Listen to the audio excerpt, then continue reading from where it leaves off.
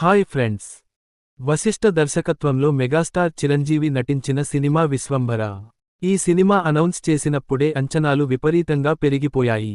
తర్వాత ఈ cinema teaser వచ్చినప్పుడు చాలా విమర్శలు వచ్చాయి. అందుకే సినిమాని రిలీజ్ చేయకుండా చాలా జాగ్రత్త పడ్డారు. కానీ ఇప్పుడు రిలీజ్ చేసిన గ్లిమ్స్ వీడియో మాత్రం నెక్స్ట్ లెవెల్ అనిపిస్తుంది. ఖచ్చితంగా మెగా అభిమానులు దీనితో సంతృప్తి పడతారు అనడంలో అతిశయోక్తి లేదు. ఈ విశ్వంభరలో అసలు ఏం జరిగిందో ఈ రోజైనా చెబుతావా మొర అనే చిన్న పిల్ల వాయిస్తో మొదలైన ఈ గ్లిమ్స్ వీడియో ఆద్యంతం ఆకట్టుకుంది. ఒక సంహారం, దాని తాలూకు యుద్ధం. ఒకటి స్వార్థం యుద్ధంగా మారి అంతులేని భయాన్ని ఇచ్చింది. అంతకుమించిన మరణ శాసనాన్ని రాసింది. ఈ డైలాగ్స్ వాయిస్ ఓవర్లో వస్తుండగా ప్లే అవుతున్న విజువల్స్ మైండ్ బ్లాక్ అని చెప్పాలి.